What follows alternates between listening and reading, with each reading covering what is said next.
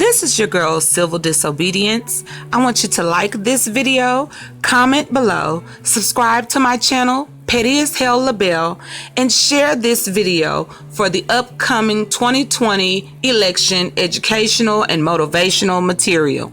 So you guys, we've already discussed how the Senate Majority Leader, Mitch McConnell, has individually handpicked up to date about 50 judges, could be more by now, that he has appointed into office. And the Republican Party total, since Trump has come into office in 2016, has placed at least 200 judges in newly appointed slots. So this is something because judges cannot be elected again. They can't be voted out.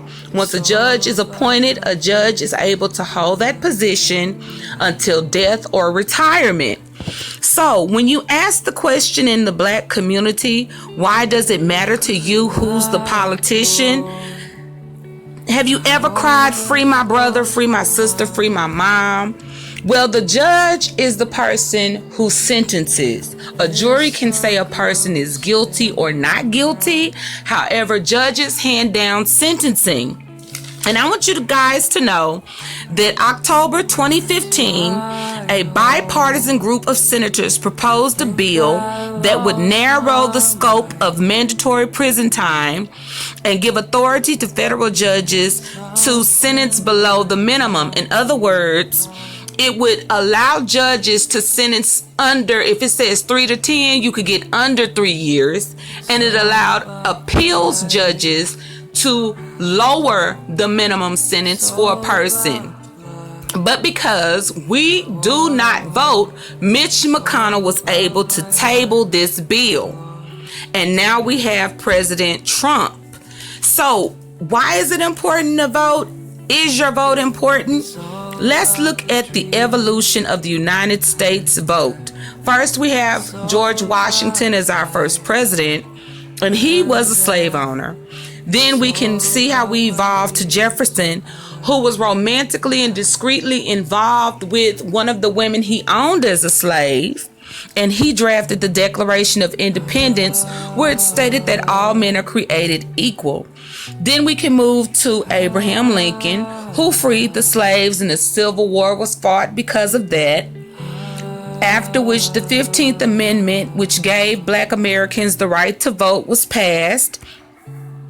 Then John F. Kennedy gave the speech, and of course I'm jumping through time, the report to the American people on civil rights. He was assassinated, and Lyndon B. Johnson was able to pass the Civil Rights Act of 1964. So the white U.S. citizen learned to feel remorse and shame for slavery, and we were granted the right to vote. And in that time, we were able to improve the living of not just Black Americans, but people from all over the world.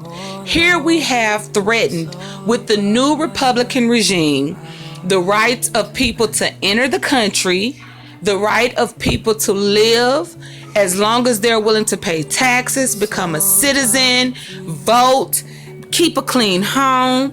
They're being removed from places even. And if you've ever cared about your brother's sentence and being lowered from 20 years, okay, he did it, but he didn't deserve 20 years. You should be one of the main people to vote. You will never understand the fear you create in a politician's heart by saying that you can vote them out, by voicing that. I believe in the upcoming year, we must support our Democratic candidates. We must make sure that we levelize the playing field. I, for one, when I am out there voting, I vote bipartisan. I vote to make sure that we can level the field for Republican and Democratic ideals in the country. However, with the impeachment in place, Nancy Pelosi is holding out on giving it to the Senate, because if she hands it over with an already Republican majority, Mitch McConnell as the Senate Majority Leader, they will just get rid of the impeachment, they will acquit Trump, and he will feel that he is mandated to keep on handling the United States as if it is his kingdom. We must vote.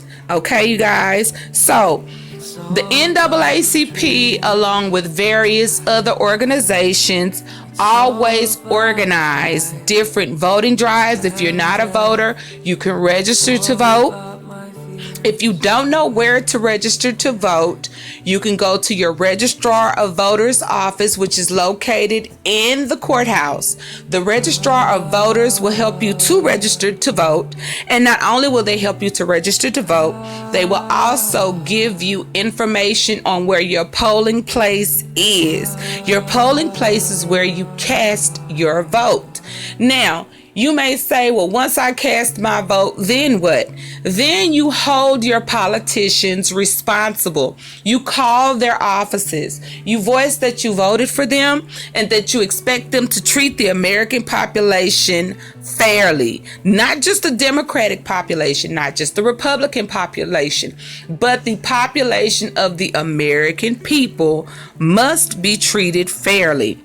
We must make sure that we raise our voices and make sure that party values versus personal values is extinguished. People in office must understand that they are there to serve the people. And the people are a mixed people, okay? We are not just white. We are not just black. We are not just Native American or from Pakistan or from Afghanistan or from Korea. We are a patchwork quilt. So this is the information that I've compiled for you guys. I hope that it's something that gives a little brief history while motivating people to get out and vote. This is your girl, Civil Disobedience. I want you to like, comment, subscribe, and please feel free to share. Bye.